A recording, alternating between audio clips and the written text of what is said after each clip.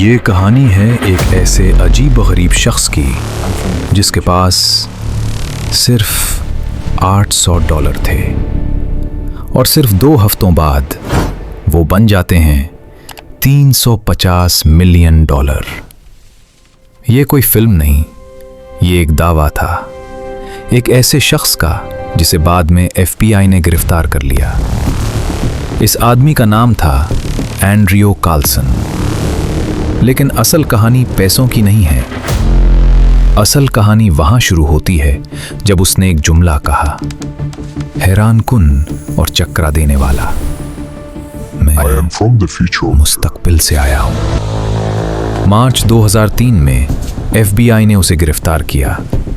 इल्जाम था insider trading. लेकिन जब उससे पूछा गया, उसने कहा, मुझे पहले से मालूम था कि कौन सा स्टॉक ऊपर जाएगा। अब यहां सवाल ये है, ये पागल था या सच बोल रहा था? FBI ने तहकीकात शुरू की और फिर एक अजीब चीज सामने आई। दिसंबर 2002 से पहले उस शख्स का कोई रिकॉर्ड ही मौजूद नहीं था। ना बैंक, ना नौकरी, ना कोई शनाख्त। और फिर 3 अप्रैल अदालत में पेशी का दिन वो अचानक गायब हो गया, ऐसे जैसे वो कभी था ही नहीं। अब सवाल ये नहीं कि वो कौन था, असल सवाल ये था, क्या वाकई वक्त में सफर मुमकिन है? हमने फिल्मों में ये देखा है, इंटरस्टार में, जहां 1 घंटा 7 साल बन जाता है।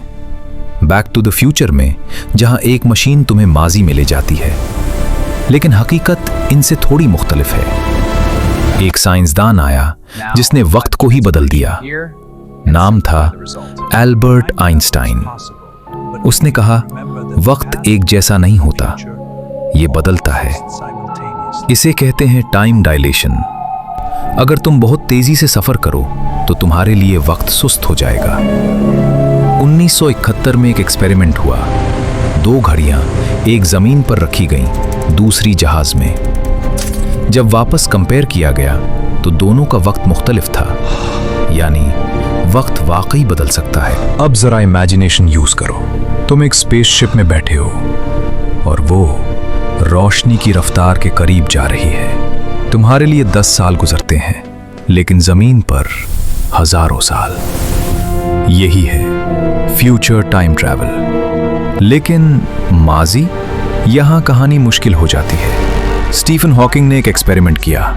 उसने टाइम ट्रैवलर्स के लिए पार्टी रखी, लेकिन इनविटेशन बाद में दिया। अगर कोई फ्यूचर से आ सकता तो वो उस पार्टी में जरूर आता, लेकिन कोई नहीं आया।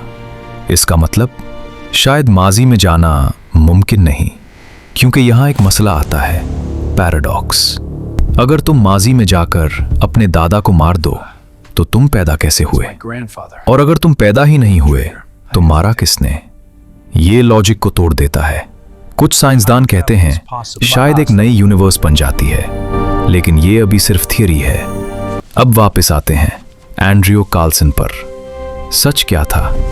ये पूरी कहानी असल में फेक थी। एक स्टायर अखबार ने उसे शाया किया और दुनिया ने उसे सच मान लिया। हमें कहानियां इतनी पसंद हैं कि हम सच और झूठ में फर्क करना छोड़ देते हैं। टाइम ट्रैवल मुस्तकबिल में मुमकिन है, माजी में अभी तक सिर्फ कहानी।